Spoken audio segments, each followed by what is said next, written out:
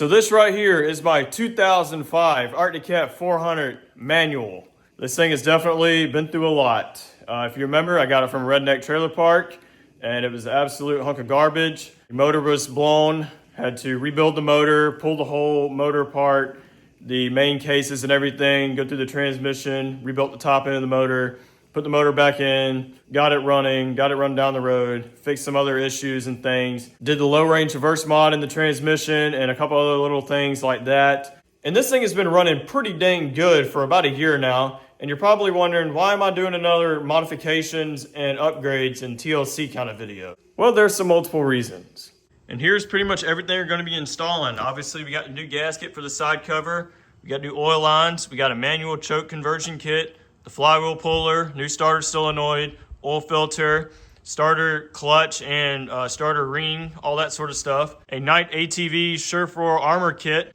We're gonna be installing a new winch cable and some new front CV axles that hadn't shown up yet. But anyway, let's get started by tearing off the front fender on this foiler. By removing the front fender, it'll just make everything so much easier to work on and access by changing the oil lines, swapping the winch cable, the CV axles, everything like that. So this actually went by pretty quick because I knew exactly what to do because I've done it before. As you can see, that oil line right there looks like it's leaking a little bit of oil. So that's why I'm changing the lines. I put them on there before and I had to take one off and swap it because they're on the wrong way around. So I think that could have been the reason. It could have torn up the inside a little bit.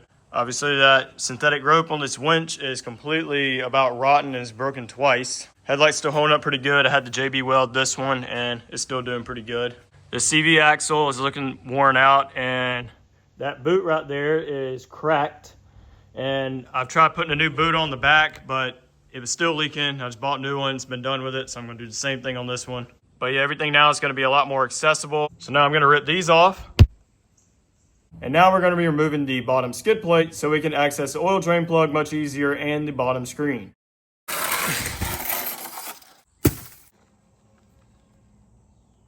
So let's start it up and get the oil a little warm.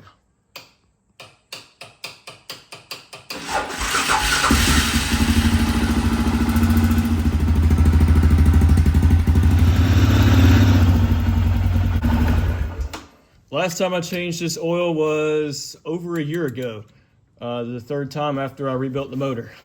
So it needs it. Yeah, that's kind of overdue. Magnet has caught a lot of crap. I don't really understand though, because on the dipstick it looks pretty decent, but coming out of there it looks really bad.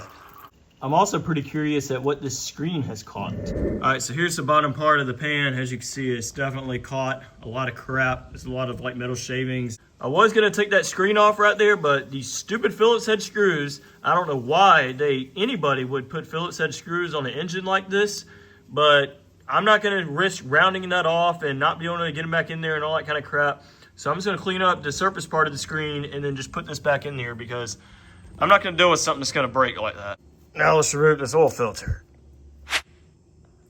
There we go.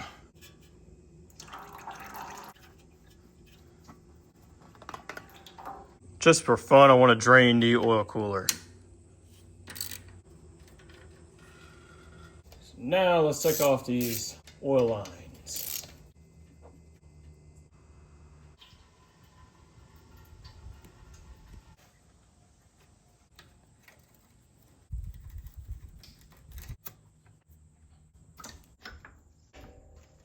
All right, so now I'm gonna tear this part right here off. So that way I can remove the side cover.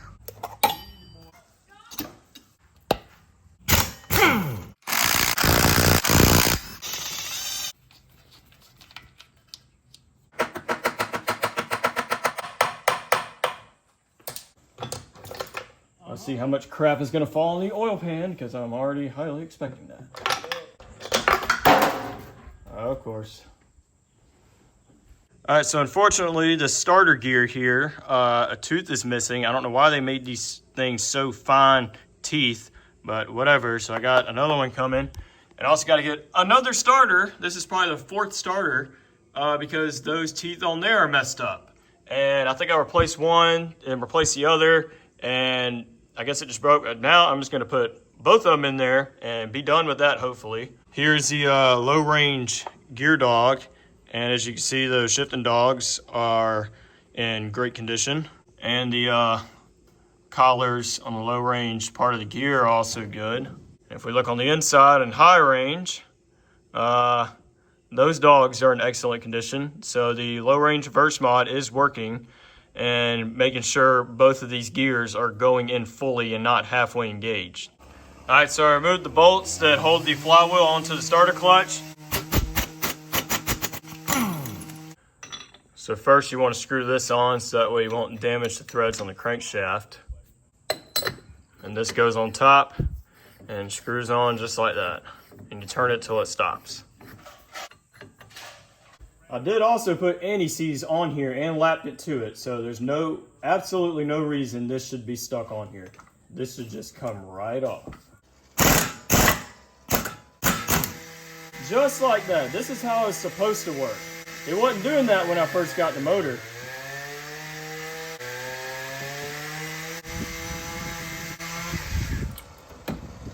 Just ignore that, we're cutting down limbs.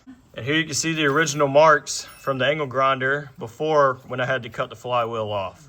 So the one-way bearing, it doesn't feel bad, but I don't know why this thing was acting so weird trying to start it, but I got the whole new one. Maybe the surface on here is getting worn out or something like that. So obviously this is aftermarket. It does look slightly different. The teeth on here are a little bit wider than these. These are a little bit more narrower. Till the surface on that one's a little bit worn. And this one right here is new. It's not the cheapest one I found on eBay. It's a pretty decent one. All right, that's working. So that way, if it ever does have to come off in the future, it will come off.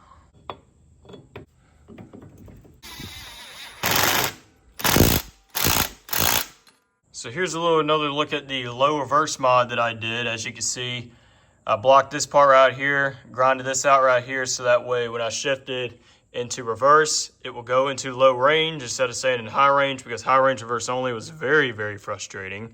It would not do anything. I don't know why they designed it that way, but whatever. And then that goes back to high, and then all the way forward is in low range like normal. If you want to see the full video where I did the low range reverse mod, I'll put a link to the video there or down in the description. All right, so now let's get the starter out.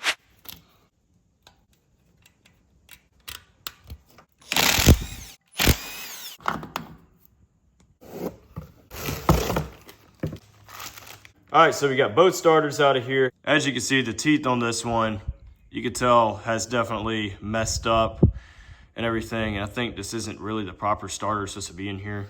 We got a new Nietzsche starter, and as you can see, the teeth on there are in great condition. And it definitely feels better, and I think this is actually the proper one that's supposed to be in there. So let's install it.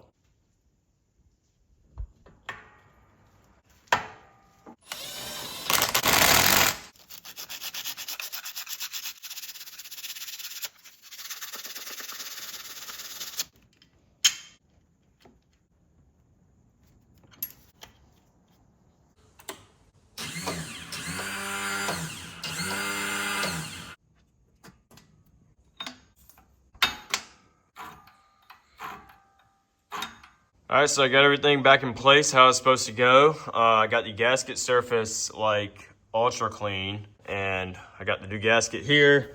I cleaned up the side cover right here. So let's get all this stuff back together.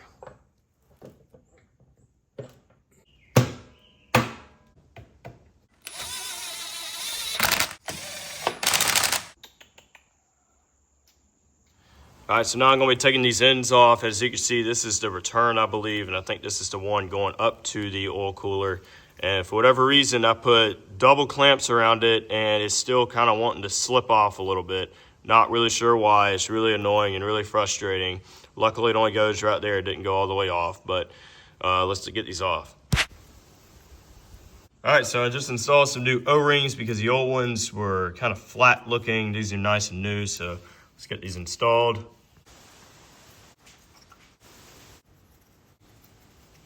All right, so we got the new hose and the new hose clamps. I'm gonna get to measuring out the correct length of the hoses, cut them, get them fitted, and tighten them down, and hopefully everything's gonna be good.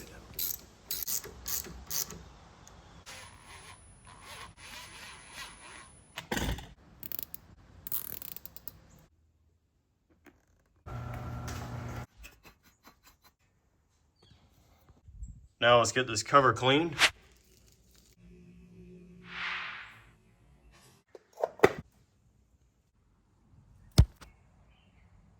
All right, so the oil we're going to be putting in this spoiler is something I had never really tried before. A lot of people say it's just as good, if not better, and it's cheaper.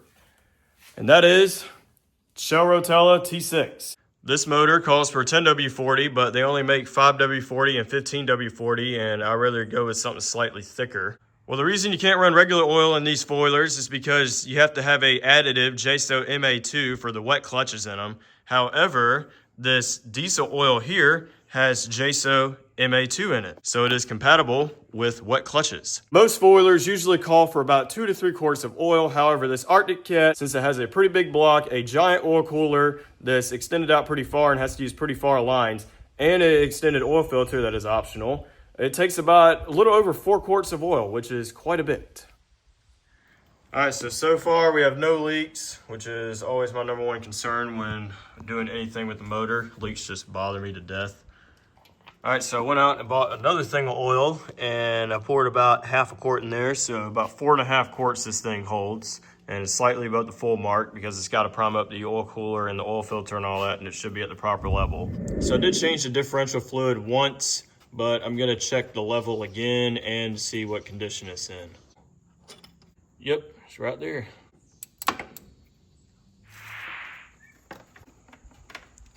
And if you can see right there, that's the check bolt. So this is the right length. Get in there just like that. And there we go. We are filled properly and the fluid looks good. So the next quick and easy thing we're gonna do is throw in a new starter solenoid. Here's a little quote unquote performance modification.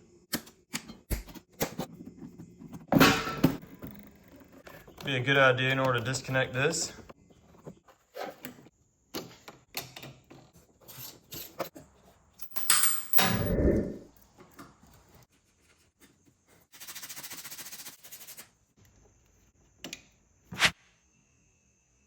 All right, so the next thing we're going to be installing is the manual choke cable, because not that the electric choke has failed or anything, but I've read a lot of forums. It is a pretty common failure on these things. It does still work. I wish it would stay on a little bit longer though, because it kind of stays on for a little bit and wants to cut off while the engine's still kind of cold. And majority of the foilers have manual choke on them, and I just like the manual control of stuff like that, so we're going to be installing it.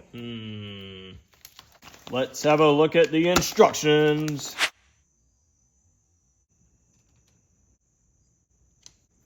Should be a 1/16 of an inch of play. Actually, it might need a tiny bit of adjustment. Perfect.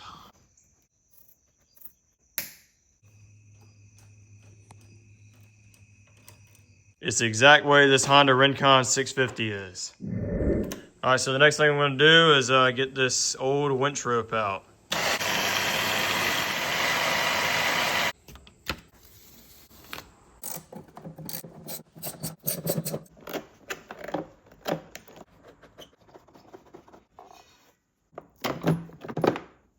Out with the old, in with the new.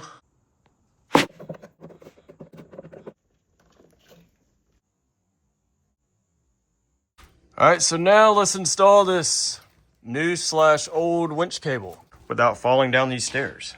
This cable was the original cable on my stepdad's Rincon 650 with this 2,500 pound Badland winch right there.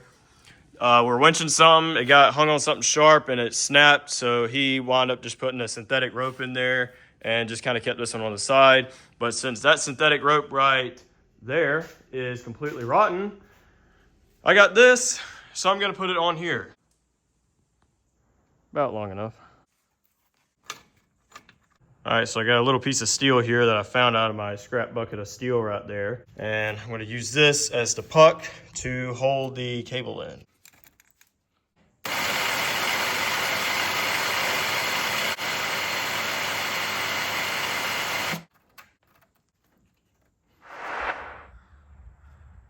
All right, so I went by the store, bought some of these 3/16 cable stops here. We're gonna get to cutting the fray part of the cable off.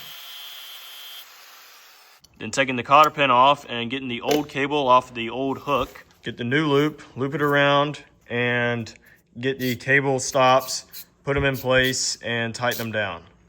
And then put the pin back through and a new cotter pin in, and we are done. So now we're going to be tearing apart this entire front end because that CV axle boot is all ripped and that right there is starting to rip. And install the brand new CV axles.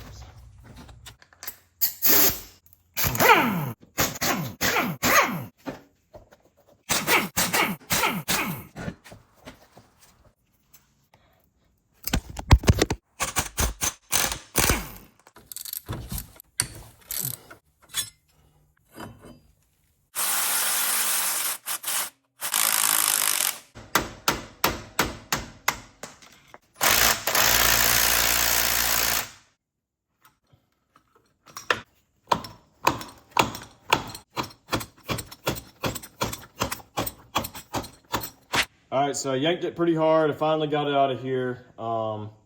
Yeah, you could tell that is totally shot. Here you can see the diff lock mechanism moving on the inside. So that's lock, that's unlock. All right, so here they are. As you can see, that boot right there completely exploded. This one's actually still in okay shape, but I just know that the boots are gonna rip. And this one right here, kind of hard to see that, but that boot was starting to rip. These things are packaged really good, but there's still a little nick right there, so I'm gonna have to bend that back straight. Also, something I just found out after looking at both of these. Since this one has the front locking differential, you have to get one with the gears on the end of it or splines or whatever, and the other one without it to go on the other side. As you can see, that's the way these are. There's the inside of the front diff if you are wondering. And this spline right here is very important because that is what actually locks the differential to the axle, giving you posi traction. All right, so we're gonna put the clip to where the gap is at the top.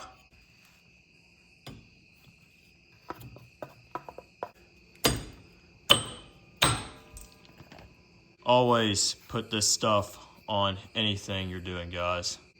You will thank yourself however many years in the future, 10, 20, 30, 40, 50 years in the future, you will thank yourself.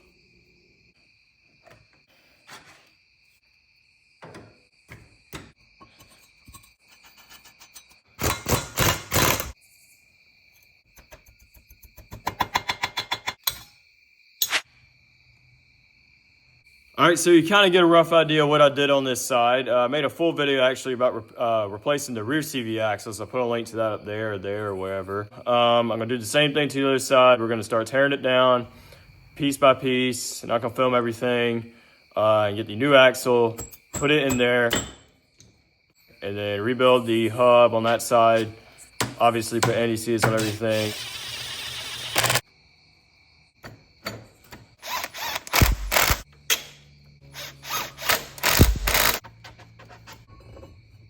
And bolt it back on, and we are done.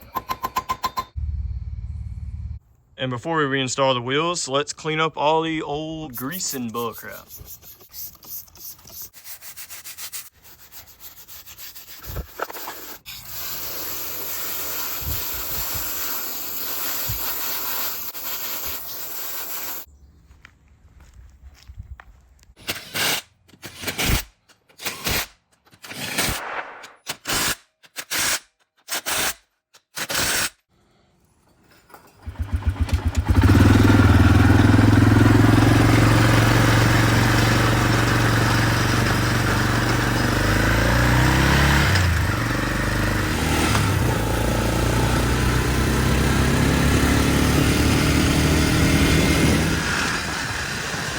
All right, so the last major thing we're gonna be installing is a Night ATV Sure 4 armor kit. So that way I can get rid of this electronic actuator that is starting to slow down and is probably gonna fail, and install it with a nice manual actuator that's gonna work every single time. So it's not gonna screw me over and leave me in two-wheel drive in a situation where I need four-wheel drive. Yeah, that really sucks. I did install one of these kits on our 2002 Kawasaki Prairie 650. The actuator in it failed. As we all know, the electronic stuff like that does fail, which is why these kits exist. And before we remove it, let's just hear what it sounds like. So we're in two-wheel drive, let's flip to four-wheel drive. It sounds like it's working pretty good, and it is, but it just sounds like it's just gotten slower over time. So let's prevent a failure in the future. So the first thing we got to do is remove all the screws, the 2 on the front and the 1 on the back, and slide it out.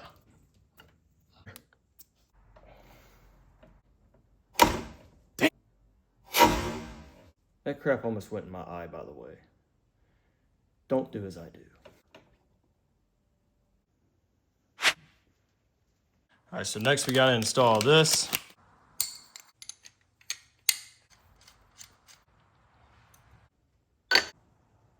Next we got the hand lever.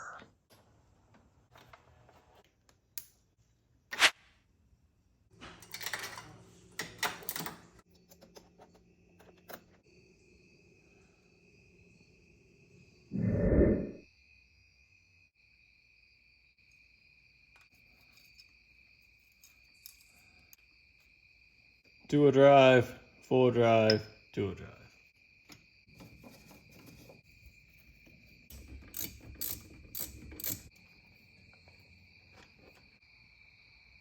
All right, so that's 2-wheel drive. That's full drive. Everything is working properly. So let's cap it off. All right, so we are stuck at the moment. So let's see how good this is gonna work. So we should be in full drive now, and that does work on the display. So back to 2-wheel drive, the full drive display goes off, and we are good. I did also adjust the diff lock cable if you are wondering.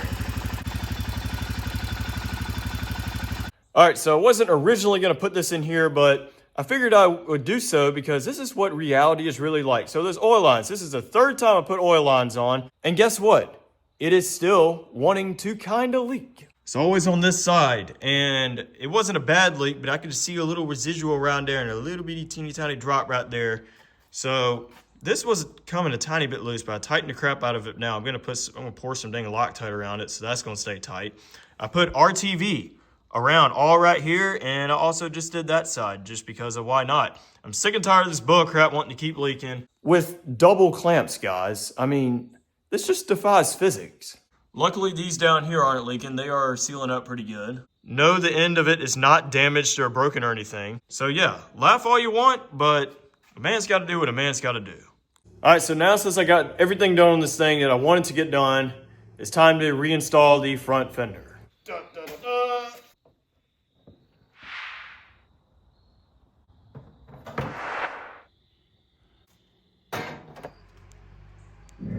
Check it out, y'all. Lucy is an Arctic cat. Looks like it might be running slightly rich.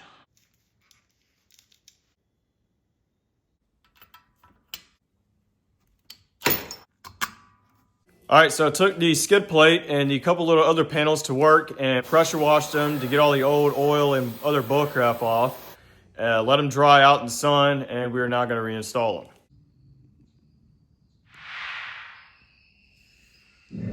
All right, so a real quick modification I'm going to do is modify the shifter guide because it just seems like it's going in gear really loose and it doesn't really hold in whatever position, and I'm a little OCD about it, so I'm going to grind out some spots with the Dremel so that way the shifter is going to feel more secure and going to feel like it's going to stay in gear a little bit better. So that's going to be about it for this video, guys. It's a bit of a long one, kind of like the Kawasaki Prairie 650 video that I did. I will include some riding footage and stuff in the next video at Mini Mayhem. So I hope you liked this video. If you did, you guys know what to do. If you didn't like the video, click on thumbs down twice because two's better than one. And yeah, if you got any other questions, any comments, any tips, anything like that on this foiler, give me a note down in the comments. And you guys should see me in the next one.